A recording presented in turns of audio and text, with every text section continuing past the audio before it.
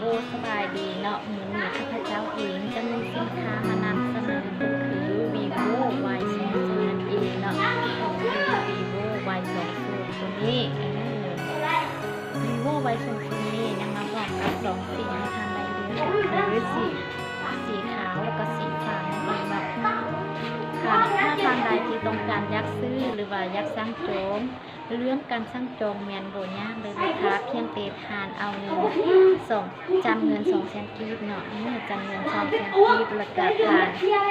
พร้อมกับจำตัวหรือเป็นสมณขัวกระไดถ้าทานสร้างโจมทานสามารถทักไปเลยบัตรเป็นแบบนี้บัตรจองเป็นแบบนี้เนาะแบบยังพอเท่านั้นเนาะถ้าทานสร้างโจมทานจะได้หับไปเลยของแถม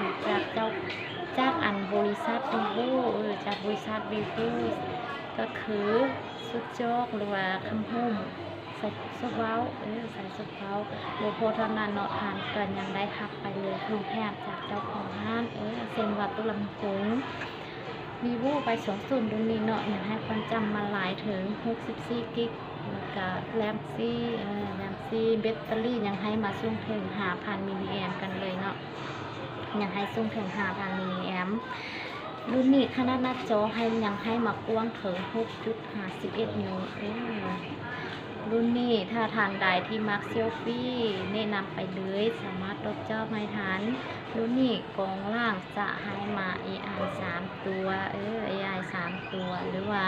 ท่านใดที่มัดอินเกมก็แนะนำไปเลยเนาะรุ่นนี้สามารถลดจอไม่ทันหรือว่าทานบทสะดวกซักเบสรุ่นนี้แบตเตอรี่กันยังให้มา 5,000 มิลลิแอมตัวนี้มันก็เสิร์ฟงานได้คักเนาะทานใดที่ต้องการยักซื้อยักซ้ายก็สามารถเข้ามาจองเลยเด้อรุ่นนี้เป็นโทรศัพท์ที่ออกมาแบบ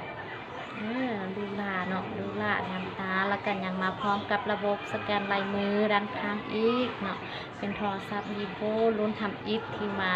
สามารถสแกนลายมือด้านข้างได้เด้อรุ่นนี้ราคาโบแพงราคาอยู่ที่1,600,000 กับ 99,000 กีบ1,600,000 กับ 99,000 กีบโดยลูกค้าทานใดที่อยากสั่งจองหรือว่าอยากซื้อสามารถเข้ามาทางร้านคงกระหาวเนาะทางร้านคงกระหาวยินดีต้อนรับหรือว่าท่านใดที่หมดสะดวกเข้ามาจองอยู่ตัวหน้าห้านนี้ทานก่อนยังสามารถจองอยู่ทาง Facebook ได้เด้อทางร้านคงกระหาวก็ตั้งอยู่ที่ตลาดสองสานตลาดสองสานเมืองสำเนือแห่งหัวพันทางใดที่อยากจองสามารถยัดเข้ามาตัวหน้าห้านก็ได้หรือว่าจองอยู่ทาง Facebook ก็ได้ลูกค้า